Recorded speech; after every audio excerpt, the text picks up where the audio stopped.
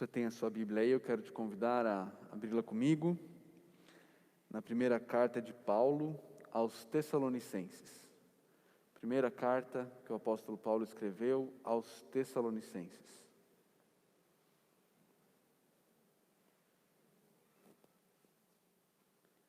Nós vamos estudar hoje os versos 1, 2 e 3 de 1 Tessalonicenses capítulo 1. Bem? Ouça com fé a leitura da palavra de Deus.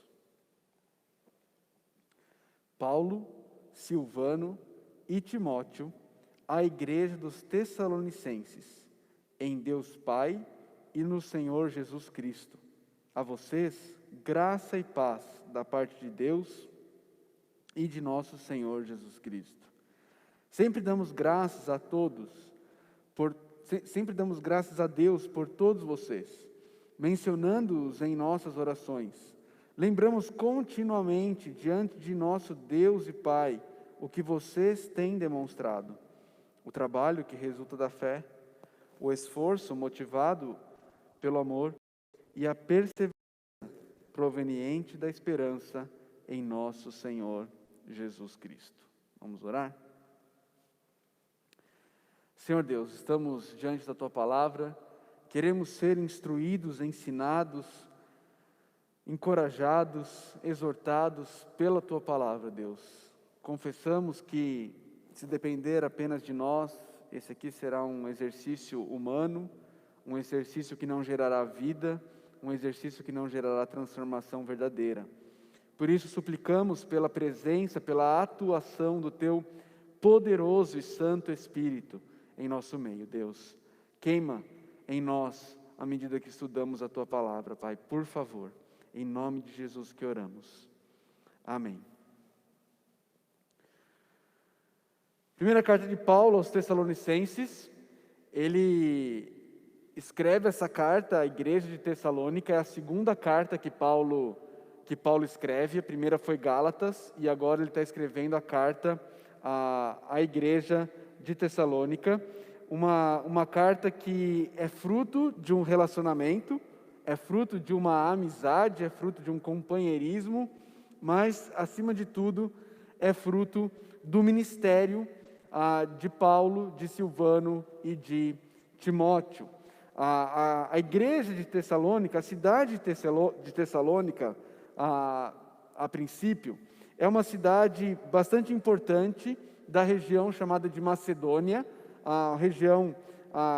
uma região grega ali, e onde Paulo, Silvano e Timóteo vão depois que são dirigidos pelo Espírito Santo a passarem a Macedônia, não é? Muitas vezes a gente entende que o direcionamento do Espírito Santo vai ser um direcionamento de facilidade, de vida tranquila, mas o Espírito Santo os instrui a passar a Macedônia. A primeira cidade que eles chegam é Filipos. Você se lembra o que acontece em Filipos? Eles são presos, chibatados a noite inteira, cantam ao Senhor. Enquanto isso, ocorre um terremoto e eles acabam sendo libertos. Depois que eles são libertos, eles saem de Filipos, mas ainda na Macedônia, eles decidem ir até a cidade de Tessalônica. E quando eles vão à cidade de Tessalônica, eles pregam ali a mensagem, pedir para que volte alguns slides, eu não estou conseguindo controlar por aqui, hoje as questões técnicas não estão nos ajudando.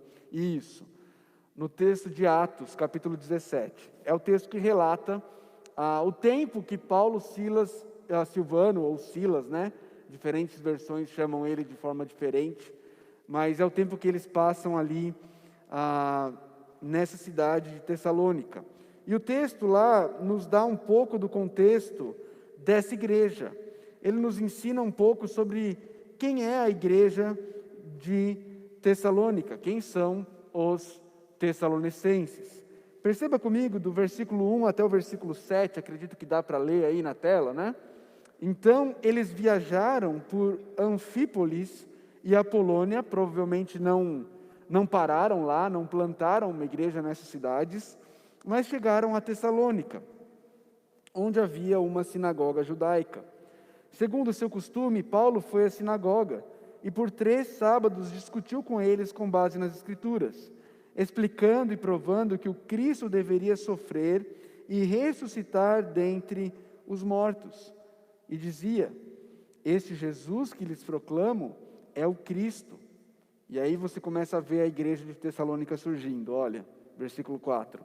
Alguns dos judeus foram persuadidos e se uniram a Paulo e Silas, bem como muitos gregos tementes a Deus, e não poucas mulheres de alta posição. Então você tem a configuração da igreja aqui de Tessalônica. Gregos tementes a Deus. O que significa gregos tementes a Deus? Gregos que criam em Deus de uma forma geral. Ok? Eles criam que existia um Deus, e eles buscavam viver de uma maneira religiosa, vamos dizer assim. Ok? Eles se converteram também, e também várias mulheres de posição elevada na sociedade também vieram a crer. Essa é a composição da igreja de Tessalônica. O texto continua e diz que os judeus ficaram com inveja. Reuniram alguns homens perversos dentre os desocupados e com a multidão iniciaram um tumulto na cidade. Invadiram a casa de Jason em busca de Paulo e Silas, a fim de trazê-los para o meio da multidão. Contudo, não os achando, arrastaram Jason e alguns outros irmãos para diante dos oficiais da cidade, gritando: esses homens têm virado o mundo de cabeça para baixo. Olha lá, esses homens viraram o resto do mundo de cabeça para baixo, e agora estão aqui, perturbando a nossa cidade, clamavam eles. E Jason deixou os 2 entrarem em sua casa. Todos eles são culpados de traição, porque estão agindo contra os decretos de César, e dizendo que existe um outro rei chamado Jesus. Essa é a história, a origem da igreja na cidade de Tessalônica. Esses homens foram chamados como sendo homens que estavam virando o mundo de cabeça para baixo, e agora chegaram aqui na nossa cidade também. Eles são acusados de estar por aí dizendo que existe um outro rei, cujo nome é Jesus. É essa a realidade que esses homens estão enfrentando quando eles vão pregar ali em Tessalônica. Essa é a história dessa igreja, de como ela surgiu. Deixa eu tentar ver se eu consigo colocar aqui para eu controlar, para ficar mais fácil. Vamos ver, deixa eu tentar aqui.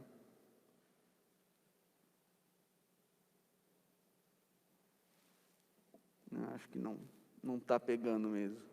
Eu estou conectado na rede Vida Nova, mas eu acho que não está indo. E é assim que começa essa igreja. É assim que a igreja de Tessalônica surge, através do ministério de Paulo, Silvano e Timóteo, ok? E são eles quem escrevem a carta aos Tessalonicenses, não é? Capítulo 1, versículo 1, você começa com uma apresentação. Paulo, Silvano e Timóteo. Paulo, Silvano e Timóteo. São eles que estão ali escrevendo essa carta. A primeira coisa que a gente aprende com isso, queridos, é que o trabalho da vida na igreja não é um trabalho isolado, mas é um trabalho comunitário. É um trabalho comunitário. É interessante pensar e perceber que apenas as cartas aos Romanos e a carta aos Efésios são assinadas por Paulo sozinho. Todas as outras cartas que ele dirige a igrejas, elas têm coautores. Elas têm outras pessoas participando junto com o apóstolo Paulo. Essa carta, ela tem um destinatário. O destinatário é a igreja dos Tessalonicenses. A igreja dos Tessalonicenses. Não é para uma pessoa específica, não é para um grupo de pessoas, não é para a liderança da igreja, é para a igreja dos Tessalonicenses. Essa igreja que foi formada não por status social. Essa igreja foi formada não por origem de raça, mas foi formada em Deus, Pai, e no Senhor Jesus Cristo. É isso que dá origem a essa eclesia, que é a palavra igreja na língua grega. Existiam outras eclesias, outras assembleias no mundo grego, normalmente ligadas com política, normalmente ligadas com classe social. Mas Paulo, Silvano e Timóteo estão escrevendo a eclesia de Tessalônica, que foi formada não por raça, não por status, mas foi formada pelo próprio Deus Pai e pelo Senhor Jesus Cristo. A essa igreja, a essas pessoas, Paulo não envia apenas saudações, como era costume nas cartas, mas ele deseja a eles graça e paz. Graça é aquilo que nos permite ver Deus por quem Ele de fato é. Graça é aquilo onde nós encontramos perdão pelos nossos pecados. Graça é o caminho da salvação, mas também é o caminho da vida cristã. Também é o caminho que nos permite viver a vida cristã de acordo com a vontade do nosso Deus, de acordo com a vontade do nosso único Rei, o Senhor Jesus. E aliás, antes de falar de paz, é importante notar que essa expressãozinha Senhor Jesus Cristo, ela aparece apenas aqui no versículo 1, 2 vezes. Durante a carta toda de 1 Tessalonicenses, ela aparece 11 vezes. A única outra carta em que a expressão Senhor Jesus aparece mais vezes é a segunda carta de Paulo aos Tessalonicenses. Então esse tema do senhorio de Jesus é um tema presente na carta de Paulo aos Tessalonicenses. Porque ele já começa mostrando que é a graça que nos fez sermos servos desse Senhor, é a mesma graça que vai nos capacitar a obedecer esse Senhor, a viver a vida que esse Senhor tem para nós. É pela graça, do começo ao fim. Ele deseja para eles, a vocês, graça e paz. Paz na Bíblia nunca é essa ausência de conflitos, ausência de dificuldades. Paz na Bíblia vem desde a ideia hebraica do shalom. É uma ideia de uma vida plena, é a ideia de uma vida completa, é a ideia de uma inteireza. É uma vida que só é possível quando ela é transformada por Deus. E ela começa a experimentar paz com Deus e a paz de Deus em nossas vidas. É isso que Paulo deseja aos irmãos da igreja em Tessalônica.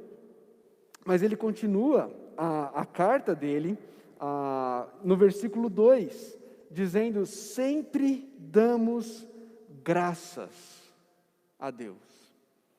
O fato dele começar agradecendo, antes de enumerar as qualidades, as virtudes dessa igreja, e você vai perceber que essa é uma igreja onde Paulo ele tem um relacionamento mais próximo, mais pessoal, e ele tem muitas poucas correções a se fazer. Ele recomenda muito essa igreja. Você percebe isso até pelo fato dele não se apresentar como apóstolo. Ele se apresenta como Paulo. Ele não precisa colocar credenciais, porque é uma igreja que reconhece a autoridade dele. É uma igreja que tem obedecido à autoridade de Paulo, tem ouvido as instruções e seguido. Por isso ele não precisa encarteirar ninguém. Ele não precisa começar dizendo Paulo, apóstolo do Senhor Jesus Cristo. Ele simplesmente se apresenta como Paulo.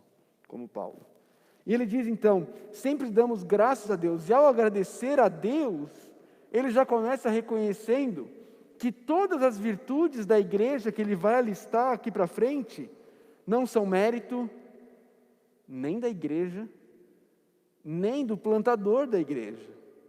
Ou seja, tudo que ele vai alistar daqui para frente sobre a igreja, não é mérito da igreja, não é porque os tessalonicenses são bons, e nem é mérito de Paulo, de Silvano ou de Timóteo, os plantadores da igreja, mas é mérito de Deus. É Deus operando na vida dessa igreja. Por isso ele diz, sempre damos graças a Deus. E ele dá graças a Deus não por parte da igreja, não por alguns da igreja, mas ele dá graças a Deus por todos vocês.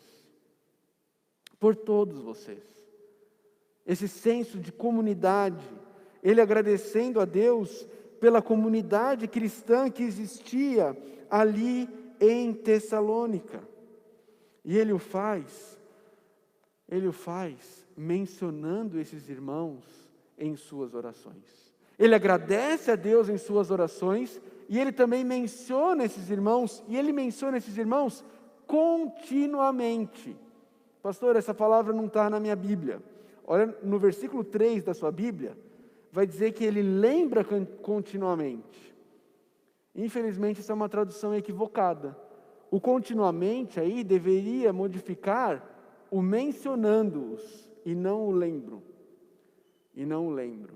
O que Paulo, Silvano e Timóteo estão dizendo é que eles continuamente mencionam os tessalonicenses em suas orações. Quer dizer que eles oram o dia inteiro por eles? Obviamente que não. Não é isso. Mas quer dizer que sempre que eles oram, eles lembram dos tessalonicenses em suas orações. E eles dão graças a Deus por essa igreja, e eles elevam a Deus as suas orações por essa igreja. E o que motiva essas orações? Versículo 3, a lembrança. A lembrança que eles têm. E essa lembrança é fruto do tempo que eles tiveram com os tessalonicenses. A gente não sabe precisar quanto tempo foi, mas não foi muito tempo. Mas eles também lembram deles por causa do relato que Timóteo trouxe.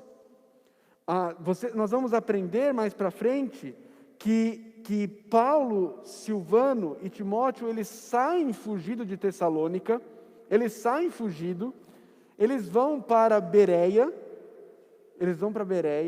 Paulo deixa Silvano e Timóteo em Bereia, ele segue viagem para Atenas e depois para Corinto. Mas quando ele está lá em Corinto, ele fala para Timóteo: Timóteo, antes de você vir estar comigo, vai de volta a Tessalônica e me traz um relatório dos irmãos, porque eu estou com muita saudade deles. Eu estou preocupado com os meus irmãos, eu quero saber como eles estão, eu quero saber se a fé deles está firme, depois que nós tivermos que sair fugindo da cidade. E Timóteo traz um relato. Então essas lembranças que eles têm dos tessalonicenses, é fruto do tempo que eles estiveram lá, mas também é fruto do relato de Timóteo. Você pode ver no capítulo 3, versículo 6, ele diz assim: agora, porém, Timóteo acaba de chegar da parte de vocês, dando-nos boas notícias a respeito da fé e do amor que vocês têm. É um relato. Como seria, né?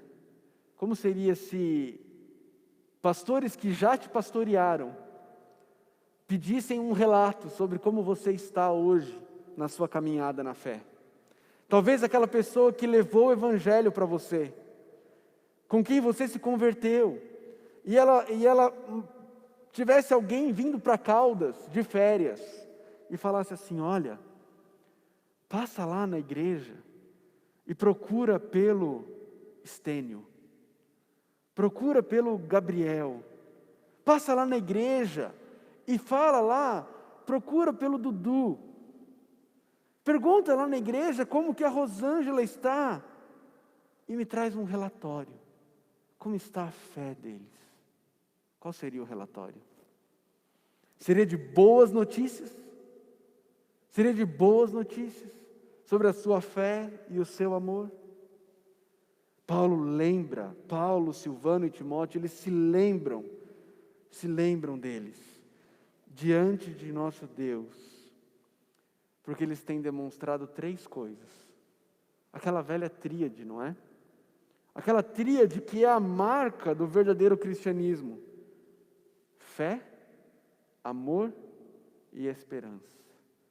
10 outras vezes durante o Novo Testamento, essas 3 marcas são apresentadas como as marcas de uma verdadeira comunidade do Evangelho: fé, amor e esperança. O que nos marca? Lá tem uma igreja, eles são uma igreja verdadeira, eles são uma igreja saudável? São sim, eles têm culto. Não. São sim, eles têm um prédio. Não. São sim, porque lá nós encontramos fé, amor e esperança. Mas veja que não é qualquer fé, não é qualquer amor e não é qualquer esperança. Acompanhe comigo aí e você vai ver isso. Primeiro, ele diz que ele se lembra deles continuamente no que eles têm demonstrado. A primeira coisa é o trabalho que resulta da fé. Ou seja, não é uma fé inoperante, como Tiago vai dizer lá em Tiago capítulo 2. Não, é uma fé como Paulo apresentou aos Efésios no capítulo 2. Uma fé que gera obras. Uma fé que não acontece por meio das obras, mas cuja consequência é o trabalho. Cuja consequência é obras. Essa fé. Não é uma fé tola. Sabe o que é uma fé tola? É aquela fé que diz assim, vai dar tudo certo. Não é disso que Paulo está falando. Não é disso. A fé cristã não é esse pensamento positivo. Não é isso que é a fé cristã. Isso aí é horóscopo, talvez. Mas não é fé cristã. Não é fé cristã. Não deu tudo certo para Paulo, para Silvano e para Timóteo. Eles foram expulsos de Tessalônica. Jason foi arrastado por meio da multidão. Mas a fé deles permaneceu inabalável. Porque não é uma fé tola de que tudo vai dar certo, mas é a fé na obra perfeita do Senhor Jesus Cristo, que transborda em serviço ao próximo. Essa palavrinha trabalho, ela traz a ideia de caridade, de generosidade, de hospitalidade. Ela traz a ideia de suprir a necessidade do próximo. Ela traz a ideia de alguém que, porque está satisfeito em Cristo, porque recebeu tudo de Cristo, transborda em serviço. Transborda em trabalho. Um trabalho que não é fácil. Um trabalho que não é moleza. E aí entra a segunda marca, que é o esforço motivado pelo amor. Porque, queridos, não é cristão se não for sacrificial. Não é cristão se não for sacrificial. Não é cristão se não for algo que realmente é fruto do amor. E o amor exige sacrifício. O amor só é amor quando eu estou disposto a me doar. Amor só é amor quando eu estou disposto a abrir mão de algo em favor de alguém. Paulo está dizendo, nós nos lembramos de vocês, porque vocês têm um esforço motivado pelo amor. Veja, o esforço não é motivado por ganho. O esforço não é motivado por reconhecimento. O esforço não é motivado por aceitação. O esforço é motivado por amor. Eu já tenho tanto. Eu recebi o amor de Deus em mim. Deus derramou o amor dele sobre mim na cruz do Calvário. Por isso eu me deixo gastar pelo bem do próximo, porque eu já estou satisfeito no amor de Deus. Eu não vou para relacionamentos perguntando o que eu posso receber. Eu não procuro pessoas buscando o que elas podem fazer por mim. Mas eu estou satisfeito em Deus. E por isso eu me deixo doar e gastar pelo bem do próximo. É uma fé, é um trabalho demonstrado, é um trabalho que resulta da fé, é um esforço motivado pelo amor, e por último, é a perseverança proveniente da esperança. Da esperança. A ponte para a perseverança não é uma determinação interior.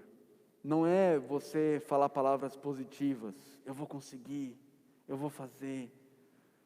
A ponte para a perseverança, a ponte para você continuar em meio às dificuldades da vida, a ponte para você não naufragar na sua fé em meio às tentações e sofrimentos, não é a força de vontade, mas é a esperança em nosso Senhor Jesus Cristo.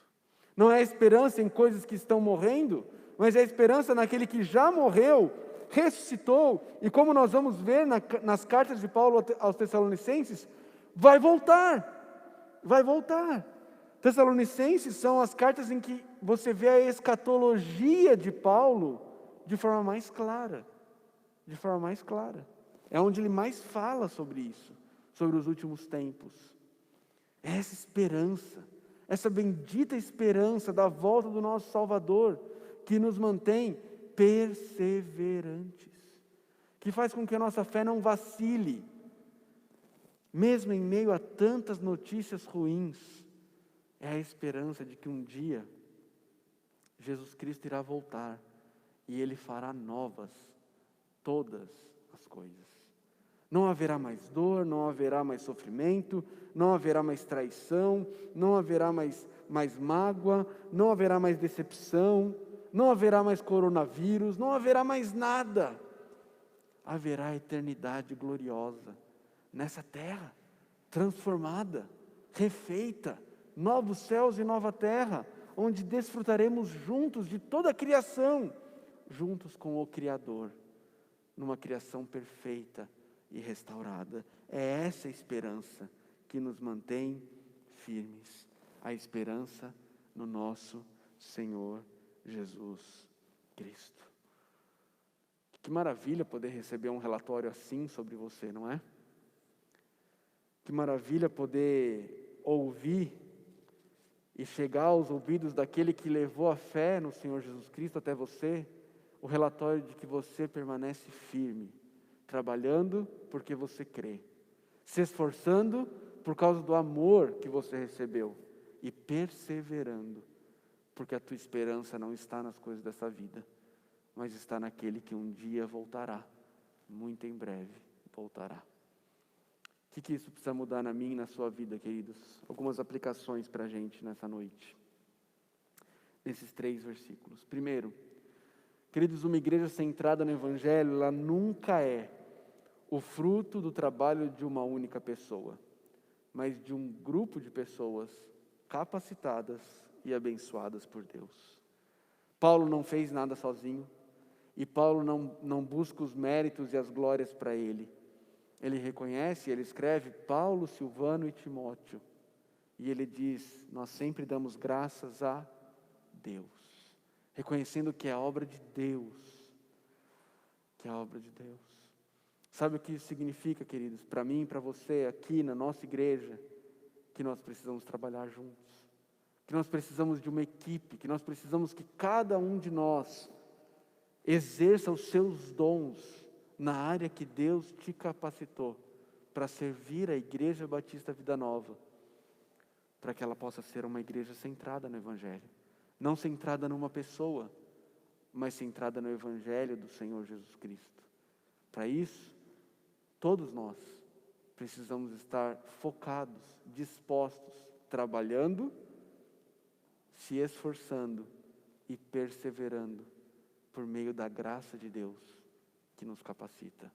Além disso, uma outra aplicação é que uma igreja centrada no Evangelho, ela existe pela graça e para propagar a graça do seu único Rei. Queridos, nós só existimos por causa da graça de Deus. A gente pode identificar variáveis humanas no caminho e como Deus, na sua providência, foi usando essas variáveis. Mas, em última análise, é obra da graça de Deus.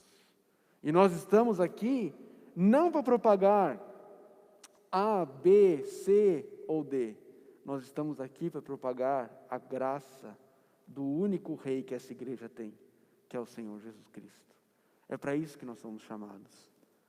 É para isso que toda igreja centrada no Evangelho deveria existir, para propagar a graça do seu único Rei. Nós não temos político de estimação nessa igreja. Nós só temos um rei. Nós só temos um rei. Ele não é nenhum prefeito, ele não é nenhum governador, ele não é nenhum presidente ou ex-presidente. Ele é o Senhor Jesus. É a Ele a quem nós servimos. É Ele que tem a nossa lealdade e é nele e em mais homem nenhum que nós colocamos a nossa esperança. Nosso único rei, o Senhor Jesus. Uma outra aplicação: a fé, o amor e a esperança da igreja centrada no Evangelho não são definidos pelos padrões deste mundo, mas pelo Evangelho. Este mundo vai falar de uma fé positivista, de você ser uma pessoa de fé, mas uma fé indefinida, uma fé que simplesmente fala que tudo vai dar certo, uma fé num futuro melhor. Esse mundo fala de um amor sentimentalista, de um amor em que eu preciso ter borboletas no estômago, ou eu preciso buscar algo para mim nesse relacionamento. Esse mundo fala de esperança, mas é uma esperança que está morrendo. A nossa fé, a nossa esperança e o nosso amor não são definidos por esse mundo, são definidos pelo Evangelho. A nossa fé é no Cristo que morreu, mas ressuscitou. O nosso amor é fruto daquele que primeiro nos amou e por isso entregou o seu Filho em nosso lugar. E a nossa esperança não é naquilo que está morrendo, não é nas criaturas, mas é no Criador, que é bendito eternamente e que um dia voltará para nos levar para Ele. Queridos, esse é o nosso chamado. Acho que essa era a última, não era? Não, tem mais uma ainda. Desculpa. Obrigado, Clarinha. Nós vivemos num mundo único. Vivemos num mundo único. E hoje nós temos a possibilidade de demonstrar que não somos definidos por um evento que frequentamos semanalmente, mas sim pelo nosso Senhor, em quem temos fé, de quem recebemos o amor e em quem depositamos toda a nossa esperança. Queridos, e aqui eu falo especialmente a você que está em casa. Talvez você não possa estar conosco por um bom tempo. E nós sentimos muito por isso. O meu coração pesa com isso. Mas eu quero dizer para todos nós que esse momento em que nós vivemos é um momento ímpar na história. E nós temos a oportunidade de mostrar para o mundo que nós não somos um evento. Nós somos uma família. E famílias não precisam de eventos para sobreviver. Famílias estão unidas por aqueles que o gerou. E quem nos gerou foi Deus Pai. Foi Deus Pai. Por meio da fé em Deus Filho. Através dos nossos olhos sendo abertos pelo Deus Espírito Santo. Foi Ele quem nos gerou. É nele que nós vamos permanecer firmes, propagando para o mundo a fé, o amor e a esperança, que verdadeiramente podem mudar esse mundo desesperado, desacreditado e egoísta no qual nós vivemos. Queridos, vivamos essa vida nesse mundo diferente, espalhando a fé, o amor e a esperança do nosso único Senhor, o Salvador Jesus Cristo. Vamos orar?